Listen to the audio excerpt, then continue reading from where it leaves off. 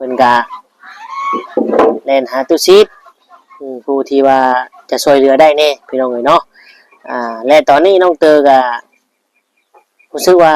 อาการสิหนักขึ้นแต่ละมื้อพี่น้องเอ้ยเนาะคือเฮาได้เบิ่งคลิปเดี๋ยวตุกคำจะพาไปเบิ่งคลิปชมคลิปของตู้ซีดจักหน่อยนึงพี่น้องเอ้ยเนาะที่เพิ่นได้ลงมื้อเช้านี้แม่เพิ่นก็ทั้งห้องทั้งไห้ได้พี่น้องทุกคนเลยแม่ของน้องเตอนะถึงขั้นมาคุยกับรองผู้บ้านพี่น้องเอ้ยเนาะรองในบ้านหรือว่าผู้ช่วยผู้บ้านนั่นแหละพี่น้องเอ้ยเนาะปกช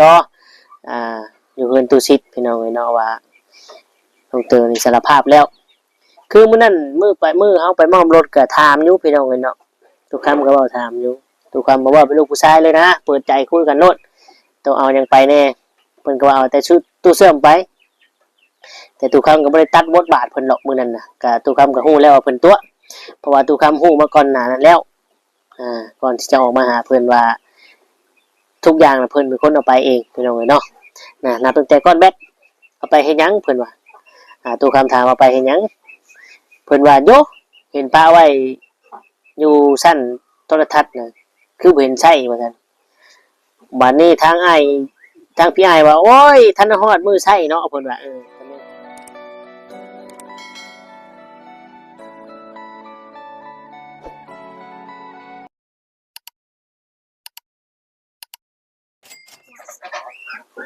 คุณผู้ชมนะลูกกับทักทายสบายดีและสวัสดี FC พ่อแม่พี่น้องหมู่เพื่อนเบิดทุกคนทุกท่านบ่ว่าสิอยู่ฝั่งไทยฝั่งลาวหรือว่าต่างประเทศก็ยินดีต้อนรับเข้าสู่ช่อง YouTube ตู้คำปันสุขเด้อพี่น้องเอ้ยเนาะเจอบ่พ่อตู้คำมื้อนี้พี่น้องอยู่ไห้อยู่นาคือเก่าแดดก็ร้อนพี่น้องเอ้ยเนาะฝนก็บ่ตกก็มื้อนี้ก็เป็นมื้อสุดท้ายของตู้คำที่อยู่ลาวเนาะมื้อนี้ก็จะได้เดินทางกลับไทยอีกแหละพี่น้องเอ้ยเนาะเพราะว่ามาก็ฝนก็ยังบ่ตกกล้าก็ยังบ่มีพี่น้องเอ้ยเนาะก็ยังบ่ได้ดำก็ถือโอกาสนี้กลับไปหาเงินอีกก่อนพี่น้องเอ้ยเนาะอยู่บ้านเฮาก็บ่มีแนวเฮ็ดบ่มีแนวหาพี่น้องเอ้ยเนาะนอกจากทำ YouTube ก็แดดร้อนจักสิไปถ่ายใส่พี่น้องเอ้ยยูทูบเบอร์ก็หลายแล้วเดี๋ยวนี้เนาะเอ้าพี่น้องมื้อนี้ก็บ่มีหยังหลายเนาะประเด็นมื้อนี้ก็คือเรื่องราวของน้องเตอพี่น้องเอ้ยเนาะFC บางคนก็ว่าโอ๊ยมันเป็นเรื่องของเฮาว่าเนาะแม่นพี่น้องเอ้ยเนาะมันบ่แม่นแต่ว่ามันเชื่อมโยงเกี่ยวกับYouTube ตุซิดตุคำนั่นแหละพี่น้องเอ้ยเนาะเพราะว่าแม่น้องมะนาวก็บ่มีที่พึ่งนั่นแหละพี่น้องเอ้ยเพิ่นก็แล่นหาตุซิดผู้ที่ว่าจะช่วยเหลือได้แน่พี่น้องเอ้ยเนาะและตอนนี้น้องเตอก็รู้สึกว่าอาการสิหนักขึ้นแต่ละมื้อพี่น้องเอ้ยเนาะคือเฮาได้เบิ่งคลิปเดี๋ยวตุคำจะพาไปเบิ่งคลิปชมคลิปของตุซิดจักหน่อยนึงพี่น้องเอ้ยเนาะที่เพิ่นได้ลงมื้อเช้านี้แม่เพิ่นก็ทั้งห้องทั้งไห้ได้พี่น้องทุกคนเลยแม่ของน้องเตอนะถึงขั้นมาคุยกับรองผู้บ้านพี่น้องเอ้ยเนาะรองในบ้านหรือว่าผู้ช่วยผู้บ้านนั่นแหละพี่น้องเอ้ยเนาะปกชอยู่เฮือนตู้ซิดพี่น้องเอ้ยเนาะว่าน้องเตอนี่สารภาพแล้วคือมื้อนั้นมื้อเฮาไปมอมรถก็ถามอยู่พี่น้องเอ้ยเนาะทุกคำก็เว้าถามอยู่ทุกคำบอกว่าเป็นลูกผู้ชายเลยนะเปิดใจคุยกันโลดต้องเอาหยังไปแน่เพิ่นก็ว่าเอาแต่ชุดตู้เสื้อไปแต่ตู้คำก็บ่ได้ตัดบทบาทเพิ่นหรอกมื้อนั้นน่ะก็ตู้คำก็ฮู้แล้วว่าเพิ่นตัวเพราะว่าตู้คำฮู้มาก่อนหน้านั้นแล้วก่อนที่จะออกมาหาเพิ่นว่าทุกอย่างน่ะเพิ่นเป็นคนเอาไปเองพี่น้องเอ้ยเนาะนับตั้งแต่ก้อนแบตเอาไปเฮ็ดหยังเพิ่นว่าตู้คำถามเอาไปเฮ็ดหยังเพิ่นว่าโยเห็นป้าไว้อยู่ชั้นโทรทัศน์น่ะคือบ่เห็นใช่ว่าซั่นบัดนี้ทางอ้ายทางพี่อ้ายว่าโอ๊ยทันฮอดมื้อใช้เนาะเพิ่นว่าก็แม่นความลับพี่น้องเอ้ยคือมื้อเฮาไปมอบรถแล้วก็เอาแผงโซล่าร์เซลล์ไปนั่นก็มื้อนั้นแหละมื้อฮอดมื้อสิได้ใช้เด็กสวรรค์หรือว่าใช้เครื่องมือของไอ้เกตเนาะเพราะหยังพี่น้องว่าจันที่ว่าโซล่าร์เซลล์มันก็ต้องขันน็อตเป็นสวรรค์ทันสมัยแล้วพี่น้องเอ้ยเนาะมีก้อนแบตติดโตซึ่งเฮาไปเฮ็ดอยู่ให้หน้าก็ได้บ่คือสมัยก่อนนี่ต้องใช้ไฟฟ้าอย่างเดียวพี่น้องเอ้ยเนาะเราก็ได้ซื้อแล้วก็จนน้ำตาเกิมพุ่นแล้วพี่น้องจนน้ำตาน้อยพุ่นแล้วเนาะเพื่อให้ เราก็ เก็บเลย คิดเสียดายนั่นแหละพี่น้องเอ้ยเนาะเพื่อสิหามาได้บางเทื่ออยู่บ้านอยู่เมืองไปกะพอได้ไปเวียกไปการน้ำหมู่ได้พี่น้องเขามีเครื่องมือเนาะหมู่ก็เอาไปน้ำคือตู้ซีนี่ตู้คำก็ไปหาแล้วเนาะไปเล่นน้ำเพิ่นก็เราก็ได้เฮ็ดเฮือนเฮ็ดซ่านกับพี่อ้ายเราและเห็นบ่ตู้ซีก็ยกตัวอย่างให้เบิ่งอยู่วงเดือนสวรรค์มีเบิดอยู่หั่นเนาะบัก10 โลบัก10 โลพุ่นได้ของพี่อ้ายตู้ซีก็แต่ว่าของไอเกตเนี่ยตัวคำถามนั้นเราก็ว่า10 โลคือกันแล้วเนาะประมาณ 7-8 พันเศรษฐกร 7-8 พันนะเกือบ 20,000พุ่นแล้วเนาะหมดนะแต่ว่ารวมกันแต่ว่าเราซื้อของแท้นะพี่น้องเนาะและบัดนี้เอาเงินให้เนาะเอาเงินให้ไปไทยตู้เชื่อมบอกว่าเพิ่นขายแล้วทางแม่น้องมะนาวก็ได้ไปคุยกับผู้นั้นแล้วผู้เจ้าของที่ไปเชื่อมแล้วเนาะยังเติมมันไปตัวว่าเอามาแต่ส่วนกาแฟเนาะก็ทำของเขาเองบริใช้แล้วก็อยากขายอยากเปลี่ยนอยากจำไว้อย่างประมาณนี้นะพี่น้องมันมีดอกทุกวิธีของคนที่เขาอยากสูบอยากเสพนะเนาะพี่น้องเอ้ยเขาก็รู้วิธีการของเขาดอกขนาดผู้ที่ทุกคำให้ไปสืบหรือมาบอกกับทุกคำเนี่ยทุกคำยังบ่เชื่อเนาะทุกคำก็คิดว่าต้องเตือนไปหาผู้นี้แหละไปหาผู้ที่ทุกคำถามเนี่ยแต่ผู้นี้ปัดนู่นให้น้องเตือนคนเดียวเพราะนั้นเพราะคนนี้ก็สูบคือกันเสพคือกันบัดนี้พี่น้องเอ้ยเนาะบ่เดือดอกว่าถ้าน้องเตือนไปหาว่าให้เอาของไปจำแน่ที่มาสูบของกันมันต้องเป็นนั้นอยู่แล้วพี่น้องเอ้ยเนาะและทุกคนน่ะคิดเลยเนาะทุกคนทุกคำบอกเลยว่าเขาตัวคำตัวชิดบ่ได้พี่น้องเอ้ยเนาะตัวบ่ได้เนาะว่า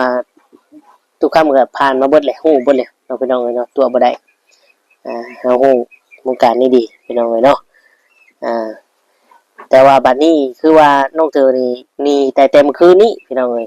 นี่แต่เมื่อคืนนี่ถือเชือกไปนำว่าซั่นบอกแม่ว่าฝังเฮาเด้อว่าซั่นถ้าตายก็เอามาฝังแน่เอามาเผาแน่ว่าซั่นแม่บ่แห้งให้บัดนี้พี่น้องเอ้ยเนาะมันไปลิ้นตัวนั้นแน่ว่ายันคิดลายซั่นนะว่าพี่น้องเอ้ยเนาะมันในหมู่บ้านบ้านโคกใหญ่นี่ก็มีให้เห็นได้พี่น้องมีให้เห็นคนผูกคอตาย2-3 คนผู้ใดยังยานะพี่น้องเนาะอันนี้เฮาบ่ฮู้พี่น้องแต่ว่าทุกคำก็อาจสิบ่ได้ไปหาเพิ่นนั่นแหละเพราะว่าเตรียมสิไปไทยแล้วพี่น้องเอ้ยเนาะมีแต่ปล่อยให้ทางเพิ่นจัดการอยู่บ้านเองเฮามีแต่คอยติดตามและให้กำลังใจบอกเตือนไปซั่นแหละพี่น้องเอ้ยเนาะเอาพี่น้องเดี๋ยวทุกคำจะพาไปชมไปเบิ่งคลิปว่าเป็นจังไดเนาะแม่น้องมะนาวให้แต่ห้องบุกไปได้ แม่เพิ่นมาเด้อพี่น้องตอนเช้าแม่น้องมะนาวมาหาพ่อบ้านใครแต่ว่าพ่อบ้านก็นั่งอยู่นี่บอกเพิ่นน่ะแน่นี่มันชั่วเองมันเนาะมันเฮ็ดเองมันแน่ว่ามาชาวบ้านลุงสาลายคักแท้หลังภาคอีเฮาก็บ่คิดว่ามันสิเป็นแบบนั้นเฮาไปหาเรื่องมันเฮ็ดเองมันเฮ็ดเองได้นี่ไปหาทางนี้เดียวมันมันเพื่อธรรมดาอันนี้พ่อบ้านเด้อพี่น้องอันนี้พ่อบ้านแต่หน่อยแต่มันติดพวกบูนลูกมันตีก็แต่มันท่านติดจังหน่อยมันถูกเลิกบ่ได้เอาบอกติดแล้วบ่ได้นะชัวแท้แต่ว่ามันผู้ใหญ่มันแล้วได้ยินแต่ลูกหลานมันไปพาไปแท้เว้าชูเพิ่นพังแหนมเป็นอะไรเรื่องราวน่ะเขาว่าเขาจะขายทีเดียวเนาะผมกล้าขายผมไม่รู้ตัวว่าขายจริงป่ะขายบ่หรือจำบัตรหมอนั่นว่าจำว่ามีเงินในจังมาไทยเอาเด้อว่ะจริงว่าทานกี่ตัวคือบ่เว้าแต่ว่าตัดมาบ่เห็นเขาคันแต่งกับไทยเอาได้ชีเชนลูกแต่งเอาเงินชูชีเชนนี่ว่าตู้เราชื่อว่า8,000เนาะคุ้มค่าบ่เอาไปขายอยู่ไสบัดนี้เอาไปขายให้แก้วชื่อพันว่าไปสิเนาะมันมีทางไปอยู่ดอกอันนี้เนาะเอาไปถ้ามันถือมันจะไปขายเอาไว้แต่เขาตัวว่าเขาขายเขาอยากขายแล้วก็มาขายตอนขายด้วยแม่ก่อนมันทำมันก็เห็นเนี่ยมัน3 ล้านบ่ว่าพังพ่อบ้านเพิ่นเว้าก่อนเพิ่นมีวิธีเพิ่น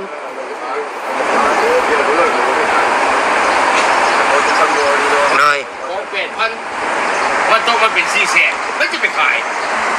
มันแกไม่ใช่แล้วตู้เชื่อมดูบุรี8,000มันน่ะเอาชื่อแล้วยังบ่ได้ใช้ซ้ำเราชื่อมาแต่ไทยนั่น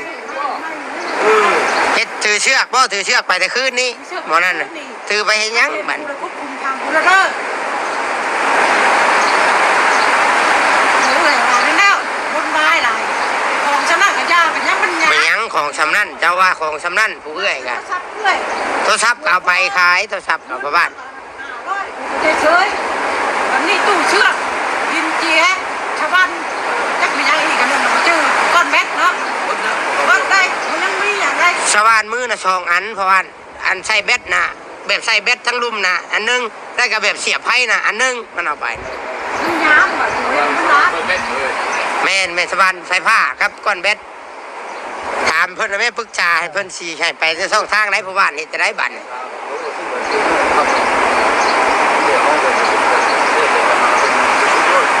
เพราะว่าใหญ่บ่เพราะว่าเล่นบ่ วางแผนกันแล้วอะไรนี่จะได้ยังไง คนเขาคนผู้เล่นคนละสิบชานาแต่เขาหรอกแต่เขาชัวร์คนคนผู้เล่นต้องมีรับผัดกัน โดย กล้าเขาได้เนาะผมไม่มาขายติ่งขายเขาได้ยากได้ บ่ได้ขายบ่ขายก็บ่ได้มันเป็นว่าไงว่ารับชื่อของโจรได้นี่น่ะแฮงนักแล้วกับเจ้าสิปฏิเสธว่าบ่ให้แม่น เขากระถางมันขับอยู่มึงอะมาใช้เติมออกมาจะชวนมาเพ่มันเบาชี้ดีกว่าจะเอาทางกัน เอาใส่กระยาแล้ว400,000นี่เอาไปใส่เอาก็ได้นะเนาะ เนาะ เอาไปทำมันล็อกเหมือน ขายเห็นหยังของว่าครับเต็มบ่ไปขายดอกว่าบ่เตอว่า ว่าไปทาน เบ้าไผสิมันสิบอกว่าเอาขายเบ้าคนสูบเนาะ เฮ้ยมันถ่ายไปดิ ชมพื้นจะดินเจียอันเจียเด้ อ่านยังส่งคืนมีแนวส่งคืนอยู่ แน่นไปได้เป็นแบบ โอ้มันดีมันอยากให้เจ้า8,000เนาะ มายืมน้ำเฮา400,000 บ้านนี่แล้วว่าสิไปเอาตู้เชื่อมแหละได้อันหินเจียมากขึ้น300,000ไปชื่อยามาอีก100,000น่ะ ไม่ใช่ชาวบ้านมึงไปชื่อยาเชนหนึ่งแล้วใช้เงิน3 แสน ใหญ่มันคือเขา เงินให้มันไปเอาเองเลย ท่านเอาเงินไปเขาบอกให้ตู้เชื่อมได้ตู้ใช้ช่วยได้จ้ะ มันบ่ธรรมดาแล้วเขาเว้าอยู่ โอ้ยมันสุดยอดแล้ว มีแต่ผู้ใหญ่ว่าเรื่องเครื่องน่ะต่างหากจักแล้วบัดนี้ฮู้จักแล้ว มันเข้าเห่าได้มัน ว่ามือเอาเงินให้น่ะมันยังบ่ได้บอกละเอียดปานนี้มันยังบ่ได้บอกว่าอยู่น้ำไผเครื่องน่ะ แต่ชาวบ้านมันยังไม่ได้บอกหากระบอกพื้นนี่แล้วมาบ้านชาวบ้านแปลได้ชาวบ้านเมียน้ำพุเงินนี้กันเองอ่ะ อันนี้นะแยกไว้ ใช่ได้เป็นหาชิป แต่ตู้เชื่อมน่ะอยู่น้ำผู้นั้น ตู้เชื่อน้ำพุนั่นบินเจียก็น้ำพุนั่นชมได้ สองคนเนี่ยว่าเราไปว่าเด็กก็ขาย ของมันก็ไปตัวเขาว่าเป็นของมันคำว่ารักเขาก็สิบ่กล้าเอาเขาก็ได้ โอ้โจรก็ไม่ได้ธรรมดา เห็นนะพ่อบอกว่าแน่นางแอมน่ะสิว่าเรื่องธรรมดาไม่เอ้ยแล้วลูกเจ้าเนาะมันบ่แม่นคนแล้วมันไปแต่ทีบแล้ว เพราะว่าคือนี่ว่ามุ่งเงินนี่ เนาะ โง่เลย มึงรับมื้อนั้นรับวัดฟ้าพามื้อนั้นเฮาอยู่นำกับเจ้ามื้อเอารถไถไปส่งน่ะ ทางคนผ้าคือกันมึงทำคนผ้าเขาอาจจะตู้เชื่อมดูเลยแต่ผ้าหัวหอกได้คือตัวพักแท้เราลุงผ้าแล้วมึงแข็งดีเด้อเลยแต่มันเราอ่ะแล้วแต่นี่มันถึงเรา ไปน้องอย่างนี้ เขาจะเป็นแก้มาเชื่อหน่อยเป็นขายเป็นขาย เอาไปเราอ่ะ ไม่ทันหรอก แค่คนชื่อนะบอกผมบอกคนชื่อคือได้เนาะ โอ้โหชีวิตไม่ช่วย โอ้ยเบิดแล้วขอยเบิดความเชื่อแล้วขอยเว้าอยู่ตั้งแต่มันตัวเอาเงิน400,000ไป เป็นบอกพี่น้องเลยเนาะเราให้คิดเป็นห่วงลูกอันไหนพี่น้องเลยเนาะแม่นให้จังได๋พอลูกว่าสิไปผูกคอตายเด้พี่น้องถือเชือกไปนำถือผ้าไปนำว่าซั่นมีแต่ว่า เป็นกำลังใจให้แม่น้องมะนาวเนาะเราก็บ่อยากให้ลูกเราเป็นแบบนี้ดอกพี่น้องเลยเนาะอยากให้ลูกเราชั่วล็อกทางเราฮะเห็นจังได๋บอกลูกบอกฟังเลี้ยงได้ให้กายเนาะใจเขานี่ก็บ่ฮู้ว่าเป็นไดจิตใจไผมันโอ้แดดแห้งแท้พี่น้องนี่ตาขนาดอันอีหยังผู้บ้านรองผู้บ้านเนี่ยยังบ่อยากสิเชื่อพี่น้องยังบ่อยากสิเชื่อว่าน้องเตอนี่จะเสพ รือจะเป็นคนนั้นนี้เพิ่นว่านะพี่น้องเอ้ยเนาะอยากนอนในบ้านบรรยากาศเพิ่นว่าบ่ส่งแทบเพิ่นว่าเนาะพี่น้องบ่ส่งที่สูบสิเล่นแทบเพิ่นว่านี่แหละพี่น้องเอ้ยเนาะไงมาแล้วก็มันไปกับสังคมไปกับหมู่ไปกับพวกที่เล่นเสพยามันก็จะออกไปเอามาในรูปแบบนี้คือเพิ่นจังว่าและพี่น้องพระพุทธเจ้าก็ตัดไว้เนาะหรือพระโบราณเพิ่นว่าอย่าพบคนพาลอย่าสิปล่อยพาลเป็นไปนำเพิ่นว่าเนาะพี่น้องเอ้ยเนาะให้หลีกเลี่ยงบุคคลกลุ่มนี้ให้เข้าหาผู้ที่เขามีความสำเร็จผู้เขาที่มีความคิดที่ดีเนาะเขาก็จะได้เรียนรู้จากเขาหันถ้าเขาพบครบหมู่ประมาณนี้มันก็จะไปในทางนี้พี่น้องเนาะแต่ว่าถ้าบอกอีกมุมนึงมันก็อยู่ที่จิตใจบางคนถึงแม้จะไปกับจิตใจบ่ให้บ่ไปนำกะคือเก่าปกติคือเก่าพี่น้องเนาะบ่มีหยังเกิดขึ้นเพราะว่า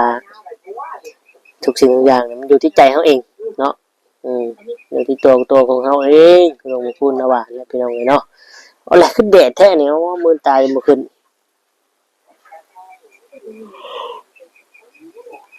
แดดแห้งพี่น้องมีแต่ว่าทุกคนเนาะทุกคนคิดเห็นจังไดพี่น้องเนาะคิดว่าน้องเตอเนี่ยไปผูกคอตายจริงบ่หรือว่าจังไดเพิ่นกลับมาน่ะบ่ได้ว่าไดเนาะฮ้อนบ่ซี่เพิ่นไปอยู่ซ้ายพี่น้องเนาะฮ้อนๆนั่นนี่นอกจากไปอยู่น้ำมูลน้ำพวกเนาะอยู่ป่าอยู่ดงพวกพี่น้องคือมื้อนั้นแหละที่ให้เพิ่นว่ามาสูบแล้วก็ไปกั้นแล้วไปกั้นเมื่อคืนเกือบเที่ยงคืนแล้วบางเทื่อก็จนแม้ว่าสูบเนี่ยเคยพ่นใส่หน้าพี่อ้ายอีกแล้วสูบมาแล้วพ่นใจโอ้เราอันตรายแห้งเลยแล้วพี่น้องนั่นแหละเนาะเดี๋ยวนี้นี่ของผู้นี้นี่โอ้ยสูบไปเล่นไปก็ไม่ได้เป็นบ้าเป็นงูอันแน่พี่น้องแม่นแท้ได้บ่คือตะกี้ได้พวกใหญ่ว่าตะกี้นี่โอ้ยาขยันยาบ้าโหยาบ้าดีขยันเดี๋ยวนี้ยาบ้าพี่น้องเนาะเป็นไงก็เป็นบ้านี่แหละพี่น้องเนาะเฮาก็ห้ามจิตใจไผมันบ่ได้พี่น้องเนาะอยู่ที่ว่าเพิ่นสิคิดได้และคิดเองเพราะคนเฮามันบ่มีไผดอกเนาะลูกก็บ่มีไผเราอยากให้ลูกชั่วนะพี่น้องเนาะแต่ลูกมันชั่วเองมีแต่ว่าประมาณนี้พี่น้องเนาะขอขอบคุณกับคุณ FC หลายๆเนาะที่เขาเอามาชมกดไลค์กดแชร์กดติดตามให้แล้วกด Subscribe เด้อพี่น้องเนาะแดดแห้งพี่น้องโอ้เนาะเนี่ยว่าตาเนาะพูดแล้วพี่น้องเจอกันอยู่ไทยบัดนี้จะอัปเดตหยังติดตามกันไปเนาะพี่น้อง